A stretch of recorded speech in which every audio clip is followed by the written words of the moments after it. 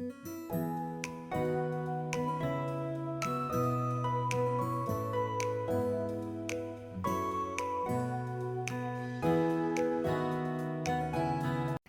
Hello, నమస్తే and welcome back to our channel. ఎట్లున్నారు అందరూ?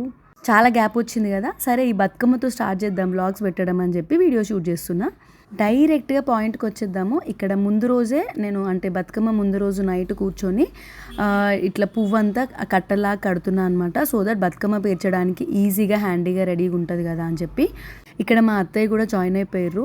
మేము బతుకమ్మకి అంటే అత్తయ్య స్పెషల్గా లడ్డూలు చేస్తుంది అనమాట. అంటే పల్లీలు, నువ్వులు, కొబ్బరి ఇవన్నీ పౌడర్స్ లాగా చేసి లడ్డూలు చేస్తారు. కొన్ని ఏరియాస్లో అది అట్లనే పౌడర్ లాగా పెట్టేసుకుంటారు బతుకమ్మకి, కానీ మేమైతే లడ్డూలు చేస్తాము. వాటి కోసమే ఇవన్నీ డ్రై రోస్ట్ చేస్తున్నారు. వీటిని పౌడర్ చేసి నార్మల్గా బెల్లం కలిపేసి లడ్డూలు కట్టడమే. ఇక్కడ చరణ్ కడుతుండే అనమాట లడ్డూలు. అండ్ ఎంతమంది చపాతీతోని లడ్డూలు చేసుకుంటారు? మా అత్తేనైతే నార్మల్ చపాతీ పిండితో చపాతీ చేసి బెల్లం కలిపి లడ్డూలు చేస్తుంది.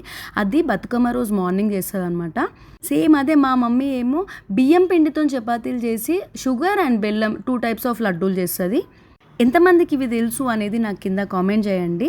మీరు కూడా చేసుకుంటారా లేదా? ఫైనల్గా మాకు ఒక 4-5 టైప్స్ ఆఫ్ లడ్డూలు అయితే అయిపోయినాయి. ఇందులో రవ్వ లడ్డు మర్చిపోయా ఇందాక మెన్షన్ చేయడం. అండ్ అక్కడ అత్తయ్య దగ్గర కట్టలన్నీ కట్టిన తర్వాత మా మమ్మీ దగ్గరకు వచ్చేసరికే మా మమ్మీ స్టార్ట్ చేసేసింది. ఇంకా మా మమ్మీని లేవమని చెప్పి నేను మొదలు పెట్టేసిన. ఇట్లా ముందు రోజే కట్టుకుంటే ఈజీ అయిపోతుంది కదా నెక్స్ట్ డే మార్నింగ్ బతుకమ్మ పేర్చడానికి. చాలా కట్టలైనాయి. అయిన తర్వాత ఒక క్లాత్లో అంటే కొంచెం వాటర్ చల్లి తడి క్లాత్లో పెడితే పువ్వులు అట్లనే ఫ్రెష్గా ఉంటాయి అన్నమాట. కానీ తంగేడు పూలు మాత్రం ఫ్రిడ్జ్లో పెట్టాల్సిందే, లేకపోతే వాడిపోతాయి.